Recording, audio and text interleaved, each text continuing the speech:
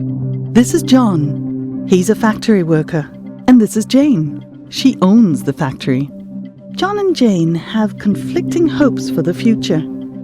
John wants to take better care of his family. Jane wants to make sure that the factory is competitive and stays in business. So John demands a higher salary and shorter working hours from Jane. And Jane demands higher productivity and more flexibility from John and his colleagues. It's easy to get into conflict when the demands are contradictory and both parties have so much at stake.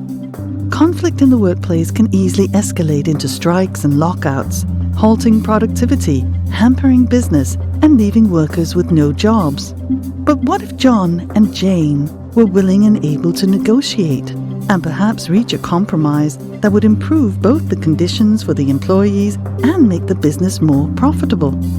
Often, it's easy to agree on improving occupational health and safety at the factory and technical skills upgrading of the workers. This could happen through social dialogue.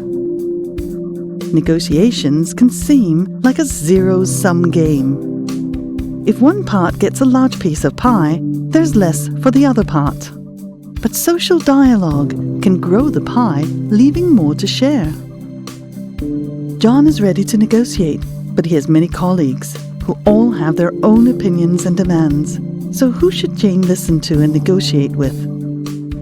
Social dialogue requires a democratic process that takes different demands into consideration. It's only possible if both parties are represented by someone with a clear mandate.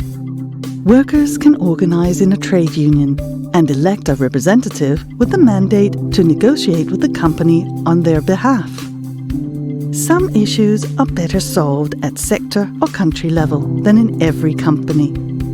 To do that, trade unions can organize in federations and confederations that can negotiate on behalf of larger groups of workers.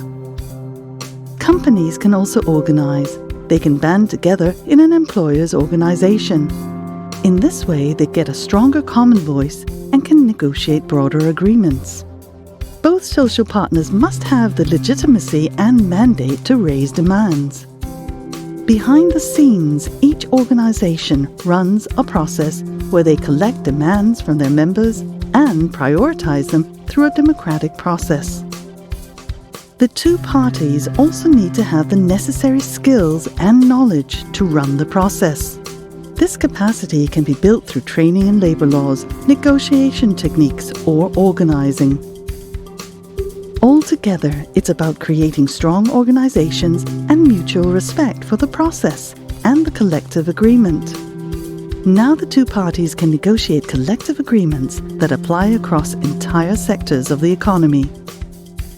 Because the organizations represent so many employers and workers, a well-made agreement can pave the way for the common objective: sustainable economic growth and jobs with rights, a safe working environment, and a decent salary. Sometimes employers and workers can even come together and cooperate on wider policy changes that will benefit both parties. For example, to convince the government to improve labor laws, infrastructure, and services. Improving roads, hospitals, and schools help create the conditions for competitive businesses, decent jobs, and social security. When both parties join forces to conduct studies, write position papers, and lobby, they have a much larger impact on the government. When employers, employees, and the government share experience and work together, they can create a labor market that everyone profits from. That's the real benefit of social dialogue.